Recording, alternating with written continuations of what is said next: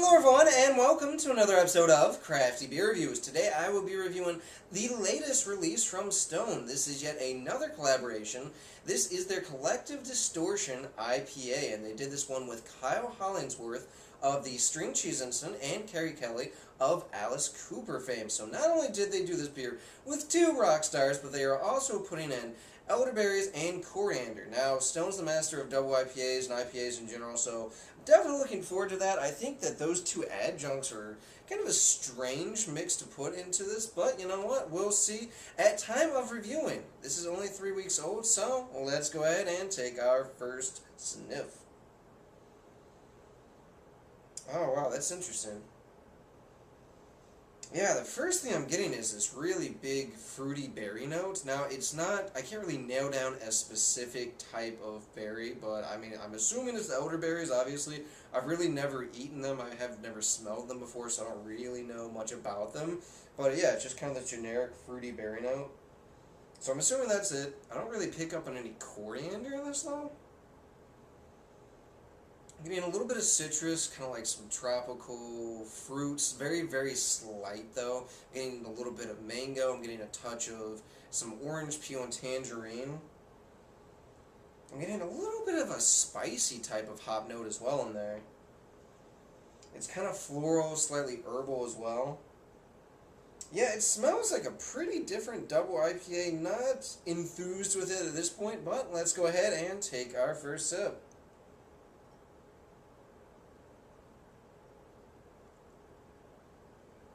Oh, wow. Damn. Right away, just like in the aroma, I'm getting a really big burst of berry right up front. Again, I guess it's the elderberries. It doesn't taste like a specific type of berry, you know. It's not like, oh, raspberries, blueberries, blackberries, etc. It's just this really big fruity berry note.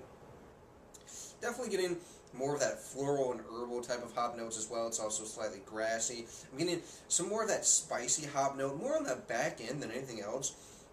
It's so spicy to the point that I almost liken it to a rye spiciness. Now, of course, it's different, but you're definitely getting that big spicy component from...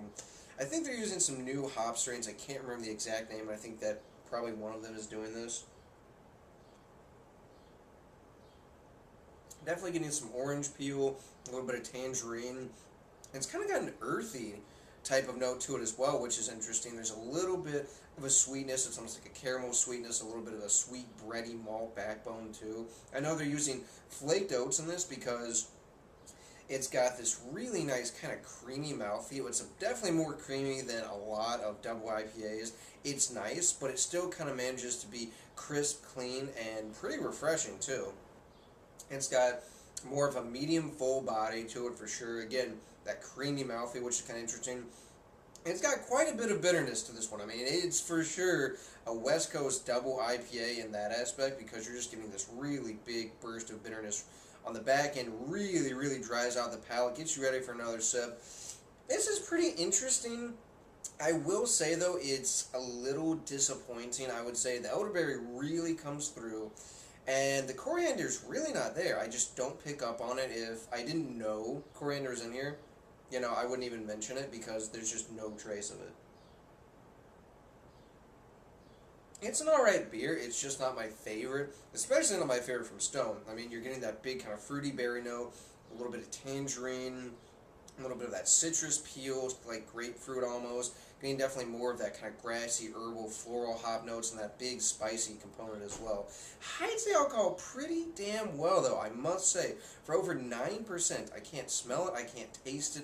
I do get a little bit of warmth as it goes down, but in general, I think it's pretty well masked, and this is an interesting beer. So, as far as the rating goes, guys, I'm going with an 8 out of 10. It's a good beer. There's nothing particularly wrong with it. It's just not my favorite hop profile, really. And I know they're using some different varieties in this one. It's cool to see them experimenting with it. It's cool that they're not just making another double IPA. I like the fact that they, you know, were using coriander and elderberries, but for the most part, it's just, I don't know, it's okay. It's certainly not a bad beer. I think it's worth trying if you want to try some different hop notes in a beer, but other than that, I don't know. The other problem I've had, I don't know if you guys have noticed this, please leave me some comments down below, is that Stone's pricing has gone way up around here. I mean, not but maybe 2-3 years ago, all of their bombers were either $6.99 or $7.99, and usually the $7.99 price point was for the stuff like Sublimely Self-Righteous, that IRS, the Old Guardian, and their collaboration beers were cheaper too. This was $10. I mean, that's $2 more than it was last year, and I'm really kind of shocked at that. And then there are other beers that have been coming out. Even Enjoy By has gotten more expensive. I don't know what the deal is. Definitely disappointing though, because Stone around here in Ohio used to be a little bit cheaper, and now they've gotten to the standard to slightly high mark in my opinion. But you know, it is what it is. If you guys have noticed this trend, please let me know in the comments. As far as a musical recommendation, that's right guys, I'm going to go with the String Cheese Innocent because they're a pretty awesome jam band, and their 2001 record, Outside Inside. Now, again, they're a big jam band. They have a lot of straight up rock and roll influence along with some bluesy and bluegrass notes too. They're really awesome. They're a fun group to listen to. I think it would pair well with this beer in particular. Just, it's really good music just to kick back and enjoy with. So I hope that you guys will check that out. Alright, before I go on too much longer, I'm going to end it here, but please make sure to subscribe, rate, give me a comment in the comment section, and remember, I hope whatever you're doing involves good craft beer. See ya.